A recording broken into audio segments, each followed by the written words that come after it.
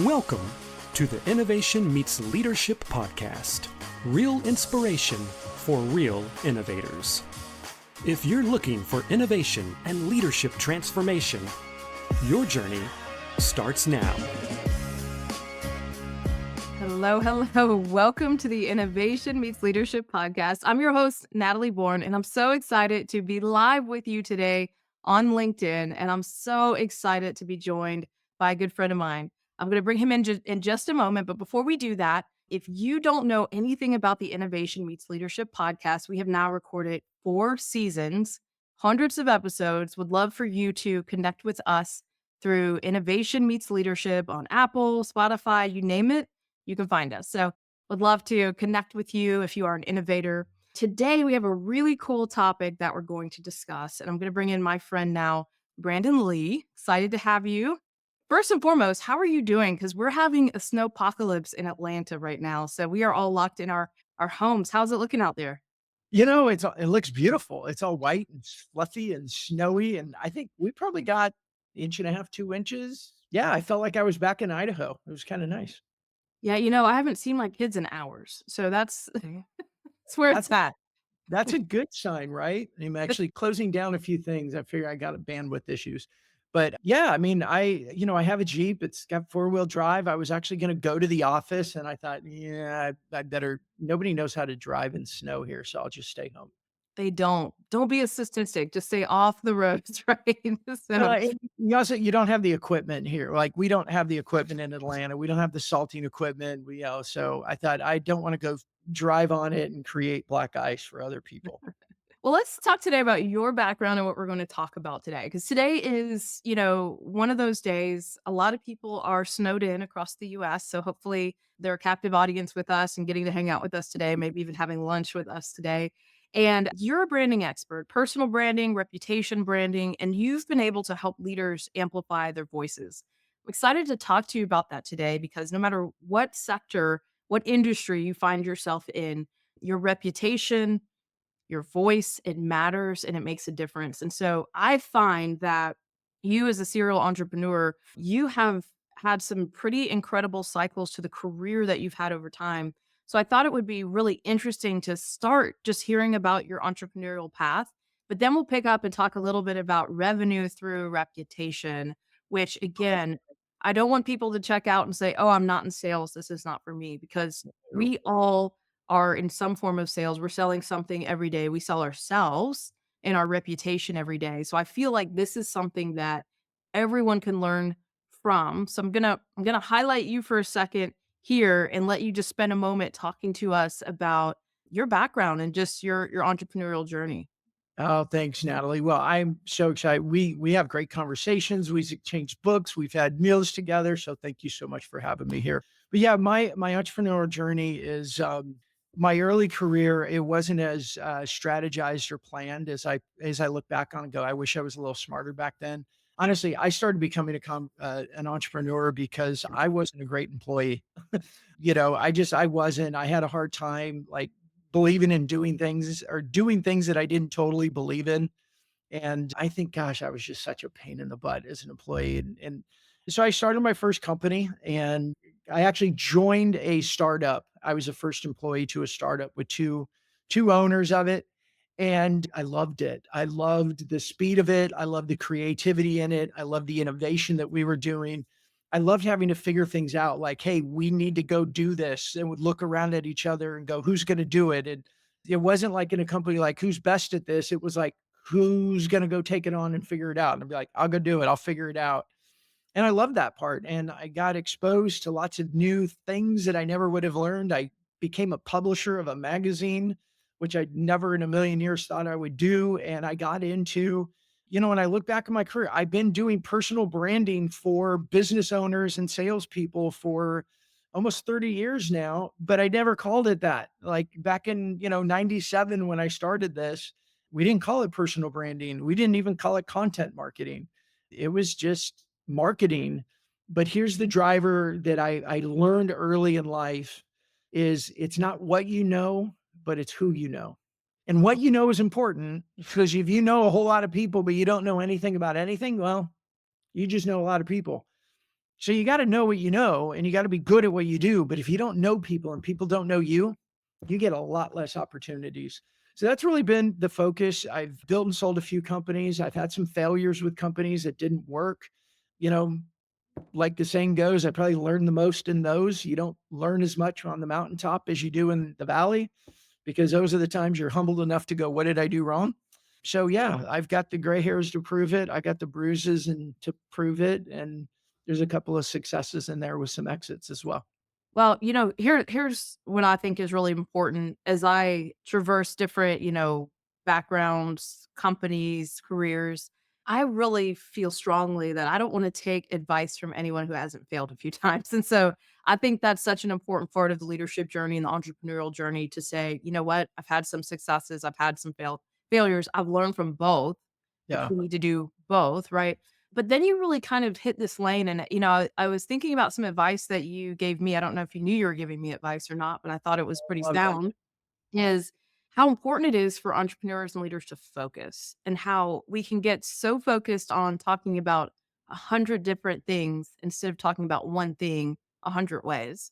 And I Yeah. think that you're really good at that. You're really good at helping people hone in on their message, craft their message, think about who they are, how they want to show up. And so let's talk a little bit about how did you launch Fist Bump? Kind of what was the premise that you were thinking about as you were bringing this company to life? Yeah, fist bump was so as I said before, I've been doing kind of the same thing throughout most of my career, and it's all been around how we're using content to grow reputation in order to create sales opportunities. And if you listen to that, it's like, wait, are you a marketing guy? Are you a sales guy? The answer is yes. I'm one foot in marketing and one foot in sales. And if I didn't think the term smarketing was so lame, I would say I was a smarketing person because of that. I think it's the right term. I just can't get myself to say it with a serious face, right? But I've always had one foot in marketing and one foot in sales because marketing is about publicity. It's about creating awareness. It's about building brand. And again, I've been focused on personal brand, even though I didn't know what that word was. But how do we use content to help individuals grow their reputation in order to help their overall company grow, whether they're a solopreneur, they're a head of sales, or the CEO or a C-suite member of a company. The more well-known a leader is, it like elevates everything in the company. So all these years I've been doing that. When I got into Fist Bump, and it took a little while for Fist Bump to come about because I started like looking at LinkedIn going, wait a minute, how do if I change the lens and I start looking at LinkedIn from the lens of what we do in the offline world, there's something here. And what I mean by that is if you go into a networking event in the offline world, and I look across the room and I go, oh, there's Natalie. I see her name tag. I see her title. I go, oh, she's somebody I want to, like, I think I could sell her something. And so I go walk right up to her. I pull my brochure out of the back pocket and I stick it in her face. And I go, Natalie, how would you, like to blah, blah, blah, or whatever my value proposition is? That's what we do in networking events, right? No, no, we would never do that in a live networking event because people would be like, whoa, bro, get away Too from that. much. Yeah, Yeah, stand way down. too much too soon. Yep. You didn't warm up the conversation. Yeah. You didn't go through the necessary stage of chit chat. But yet on LinkedIn, that's what most people do. They go, Yeah. hey, I'm here. Do you have time for a call? And, we now call it pitch slapping. Yes. Started looking at LinkedIn going, well, what we humans do over here is this, but what people are doing on LinkedIn is that. And there was just a big chasm for me going, well, that would never work in real life. Yeah. And just because we're on screens, it doesn't mean there's real human beings on the other side of the screen. And humans act like humans. Yeah. So let's pause there for a second because this is probably my most frustrating thing about being on LinkedIn is connecting with someone and there's no warm-up conversation. You immediately get the here's what we do, Yeah. schedule a call with me, and then I get like 6 more of those. And eventually I say no thank you because I've just had enough. And then they do the one more try and I'm like, "Hey, Yeah. this is enough's enough," right? And then you multiply that because you start getting 7 a day. Yes. Right. It's So not working. So why are people still doing it? yeah, so here's my opinion. You know why we do it? We feel like we're in control. Mm, Like we had a call and we were talking about this. If I am sending out a bunch of messages asking people for meetings, even though I know it has a really, really low probability of success, we feel, or at least a lot of sales leaders and business leaders feel like we're in control. mm, And we've got this mindset now of back when I started in business in my first sales job, I was expected to make 30 outbound calls a day. And it was like, wow, 30 calls. And I think SDRs, if you're in that world of SDRs or even AEs, like SDRs who that's all they do, I mean, they're expected to make like 150, 200 calls a day. And it's become a numbers game. And I get numbers game. I don't want to downplay numbers game. But if the medium we're using is not really producing fruit, at some point, a numbers game is just still a wasted effort. You're spending tens of thousands of dollars a month on people making calls and you're producing a dollar, right? So you're spending $1,000 to make a dollar and it's not really producing. But for so many business leaders or sales leaders right now, they just don't know what to do. I spoke to a sales leader. This has been about a year and a half ago now, but reached out to me, had been watching my show, been watching my content. And like, hear what I'm saying, watching my show, watching my content. He reached out to me because of my reputation from the content I produced. That's important for everybody to hear. But the story that I really want you to hear right now is we got on a call and he said, look, I've been in sales for over 30 years. I've pulled everything out of my bag of tricks. mm, We are not getting the pipeline we need. We're still good at what we do. We still have a 33% conversion rate when an AE gets a prospect, but we don't have the pipeline to hit the goals because we're not creating those first conversations. And so that's the problem. And people are doing those pitch slappy LinkedIn automation tools because they can. Like, just because you can create a tech doesn't mean you should, but that happens all the time. So we're creating a tech that automates these messages, even though it breaks LinkedIn's terms and conditions. And we feel like we're doing something valuable, even though it's not producing fruit. That's my opinion why we do it. And the second part is I don't know what else to do. right. So if check the box and try harder and Mhm. just do more is not working. And again, I think a lot of organizations are feeling this strain where they're feeling like their leads are lessening, their normal kind of pathways to success are drying up, and they're frustrated. I think more and more, if we take the ground to email marketing and some of these other cold calling, it's just not working, right? People are finding ways around having to deal with those calls that they may or may not have wanted to take. But you said something really interesting, which was he was watching your show, he was listening to your thought leadership. And I think that was even how we ended up meeting was, I was watching your content, sharing your content with other people, telling other people to follow you because of you were talking about things in a way that was refreshing, hadn't heard other people on LinkedIn talking about. And so you kind of flipped the script. And so I do think that you're leaning into this idea of reputation and what does it take to be a thought leader. Again, it starts with having thoughts, it starts with putting them out there. Most people have a lot of really great thoughts, but they're unwilling to put them out there. And so I want to talk about, as you were talking to this leader, how did you help him kind of understand the world around him and how to think about it differently? Because I think a lot of sales leaders are in the same position. Yeah, and that's a great question. Thank you for that, Natalie. And here's the challenge too, and I think especially with you and your expertise around innovation. As you know, innovation's hard for companies to adapt. Why? It breaks the system. It's new, it's different. We have that mentality, if it ain't broke, don't fix it, right? Innovation is hard to adopt because it's a risk. Yeah. You get sales leaders or business leaders, but especially people who are not the ultimate boss in a company. And we're like, for the last 50 years, we've made cold calls. For the last 20 years ish, we've sent out emails. So we've done content marketing, we've done cold outreach, we've done all the traditional things. But even though they're not working, You're putting your job on the line to innovate and try something different. If I get my team, instead of making 100 cold calls a day and I push them to make 150, maybe I go buy some technology of an auto dialer. So now we're making 250 calls a day and it still doesn't help us get the pipeline. I can't really be blamed. I'm safe. I'm protecting my job because the powers that be don't want innovation. They want success, even though the tried and true is not tried and true anymore. Does that make sense? I think that's one of the biggest problems for leaders, but especially sales leaders or people in companies who aren't the ultimate decision maker. Their job is on the line if they took a risk and tried something different and it didn't work. Yeah. That's a big deal.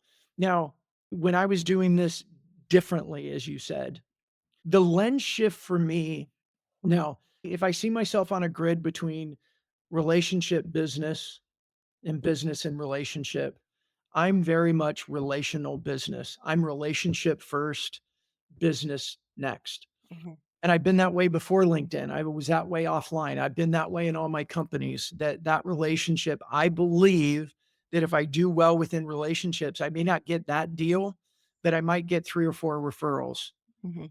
or 10, right? Do first right. And that's who I am. And that's the way I lead. So everything for me has always been relationship first, business second. Well, I applied that in LinkedIn. When I looked at LinkedIn, what most people are doing, I use this term, they're hiding behind their title. Everything is business, business, business, business. Yeah. But if we go to real live events, we go to networking events, you go to the bar at a trade show event, you ask people to go to lunch or dinner or go for coffee or go to a ball game or go golfing, whatever that activity is, how much of the conversation is business versus how much is personal? Most of it's personal, right? 70% at least. Yeah. And I ask ourselves, why?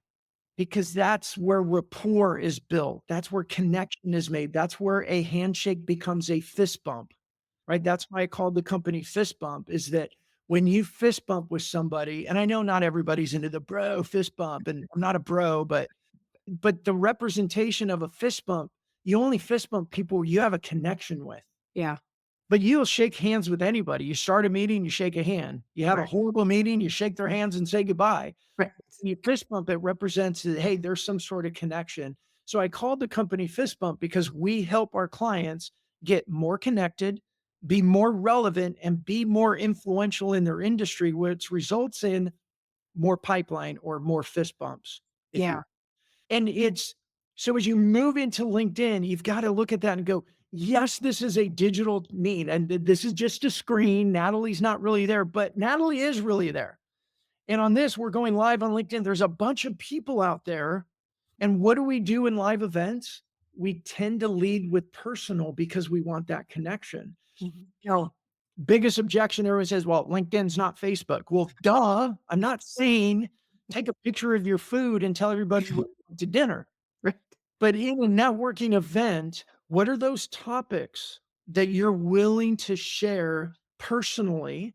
Yeah. And there's topics we don't, right? I'm not saying, hey, go full open Komodo. And some people do it on LinkedIn and God bless them. That's their style. That's okay. But I'm not saying go full open Komodo. It's just like back in the early aughts when my team, my call center salespeople, we started going to trade shows. What did we do? We trained them how to communicate in a booth, Yeah. trained them how to communicate at the bar. Cause a lot of business gets done over drinks. But we trained them how to have conversations with people. It's no different. It's the same thing now. We're just training people how to use LinkedIn in creating content to become known, liked, trusted, and remembered. It's just now we call it connected, relevant, and influential in your space. And you have to bring some of that personality to it.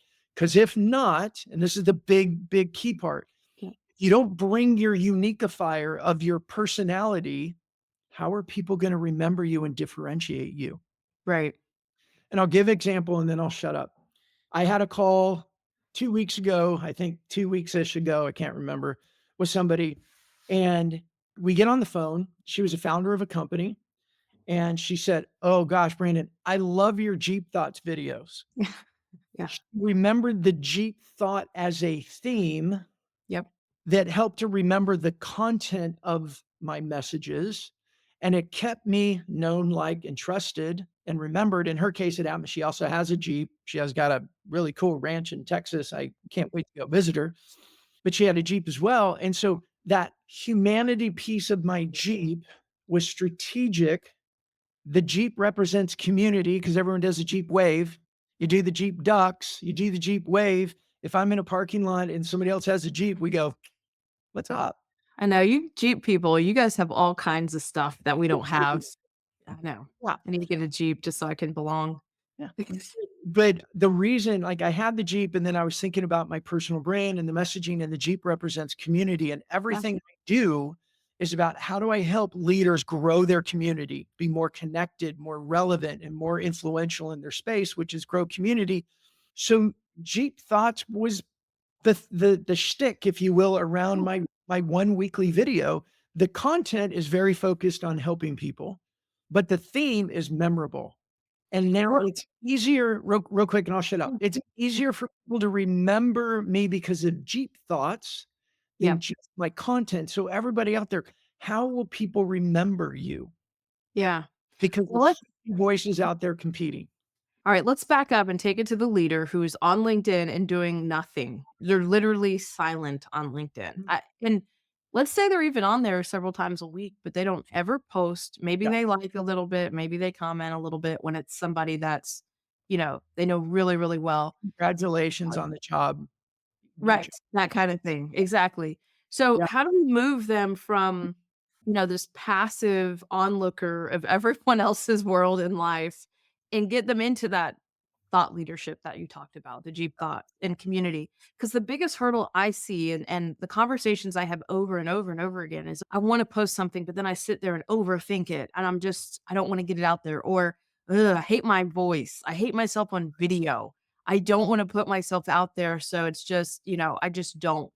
How do we help people Yeah. overcome these hurdles and understand, like, what are they missing out on by not being a presence on LinkedIn?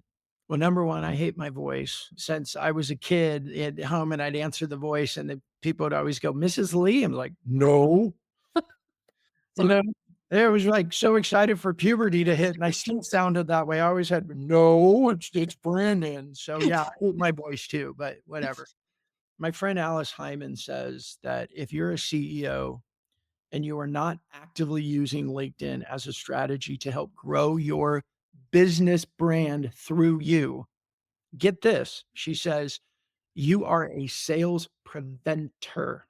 Wow.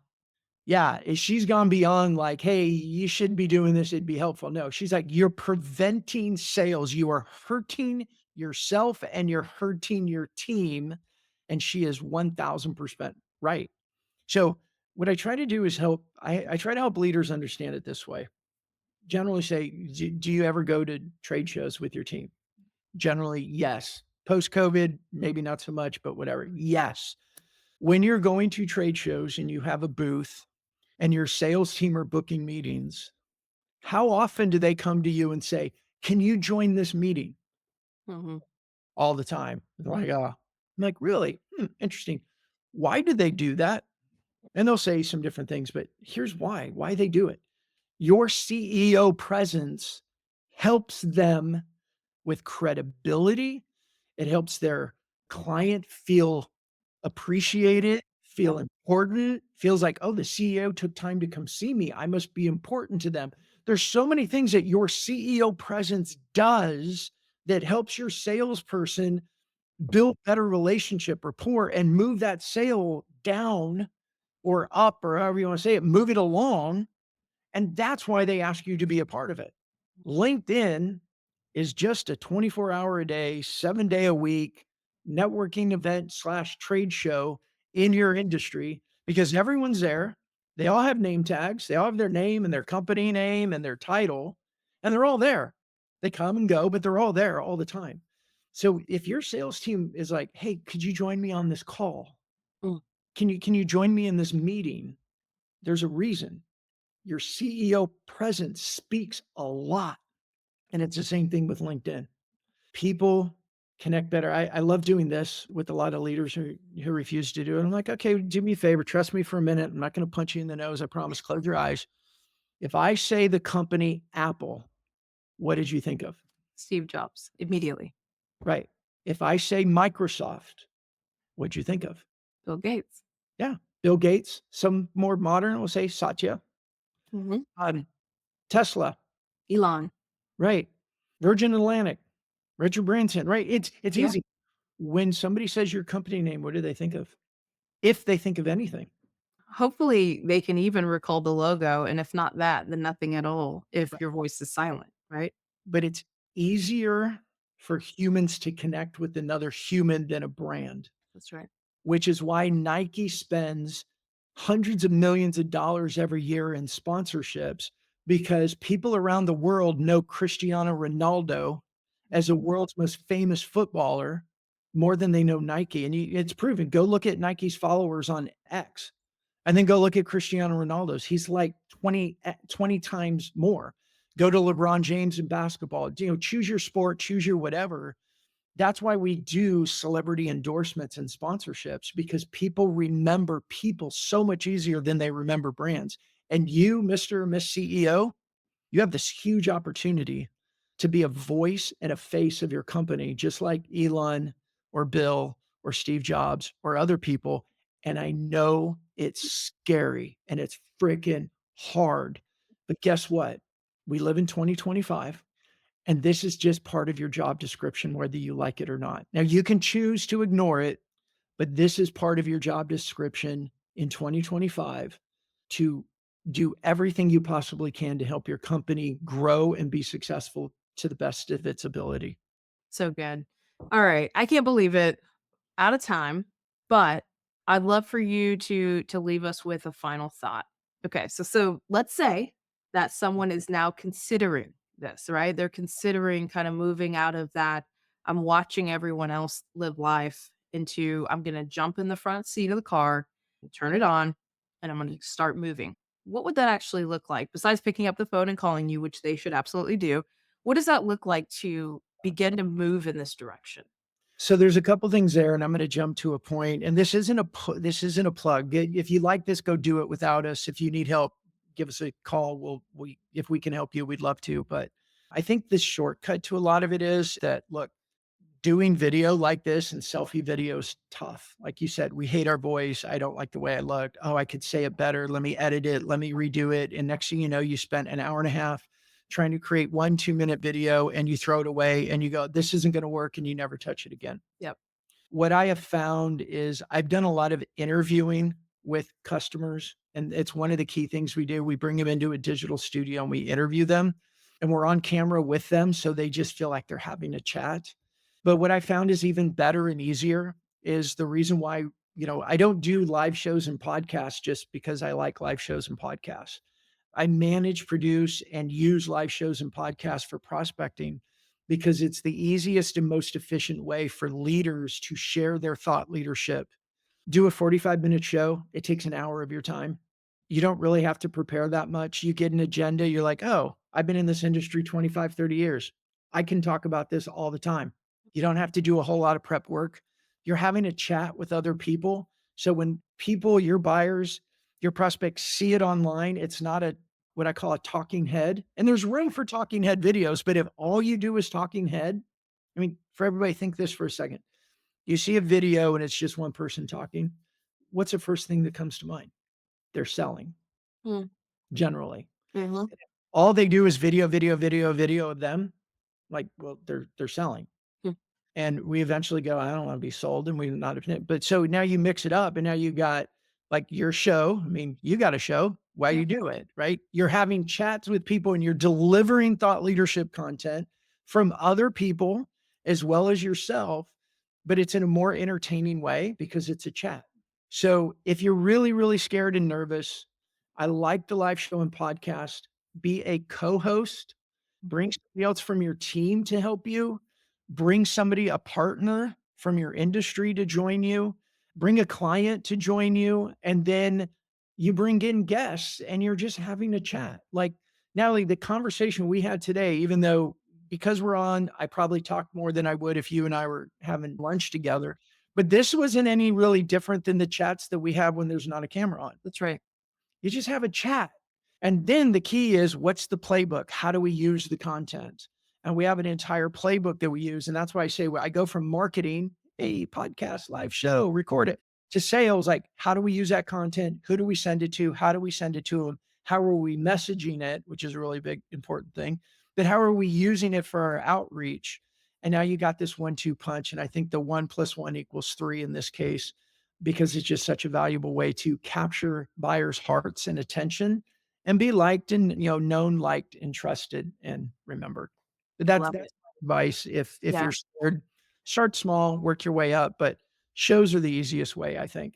Well, tell people how to find and follow you because your content is so rich and prolific. I feel like people need to follow you and just see how you do it so they can understand exactly what you're saying. So tell them a little bit how to find and follow you. Yeah, the easiest one is on LinkedIn, and it's Brandon Lee. If you're a little bit in the Gen X, it's like the Crow, Bruce Lee's son. If you don't know what I'm talking about, it's Brandon Lee. Should be too hard to remember. Go find me on LinkedIn. It's Brandon Lee Digital is my URL, if that helps. There's several of us on there. And then the company is getfistbumps.com if you want to go check it out. And look, our sales process is pretty simple. Like, if we can help you, we want to help you. If we can't help you, we still want to help you. If we don't close a deal with you, we still want to help you. And I've just found that doing that, I find that you can't outgive God. So the more you give, the more you get. And that's just the philosophy that has served me well throughout my life. Very cool. Part of the reason why we're great friends. And so thank you for joining me today. It's been an absolute pleasure to be with you, Brandon. You're a blast to follow on LinkedIn. So I hope everyone will do that. If you take just one moment to follow Brandon Lee, you'll get so much benefit out of that content and Can just I get say to something see. to that? Yeah. Don't just follow me, join in, like, Yeah. come, have a conversation in public. Yeah, it might be kind of scary, but it's easy there. I guarantee if you comment, unless I mess up and I forget, but if you comment, I will comment back. Like, That it's should not be the goal. No watching in 2025. Do something, right? comment. I mean, if you like it, but comment, join the conversation. And look, if you're nervous about creating content and you do it, either tag me in it and go, Brandon, I did it. And I'll be right over and I will comment. I'll go, good job. You can do it. Keep going. Or send me a private message. Go, I did it. I'll be right over there commenting and encouraging you. Look, we need each other. It's a new muscle, especially for those of us that are like Gen X to baby boomer. This is a new muscle. I And love it. we need each other. I love it. This is so good. And guys, thank you so much for taking time to listen today, to join in with this conversation. Please like and share this across your platform so that other people can join in this conversation as well. And to our listeners, thank you for joining the Innovation Meets Leadership podcast. Remember, don't just get out of the box, break the box and set it on fire. Let's go transform something. Thank you for joining us for the Innovation Meets Leadership podcast. Be sure to subscribe to our show on iTunes. Follow us on Instagram or Facebook at Innovation Meets Leadership, and visit our site at innovationmeetsleadership.com for more innovation resources. Hey, my new book is out, Set It on Fire, The Art of Innovation. Click on the link to learn more. And don't just get out of the box, break the box and set it on fire. Let's go transform something.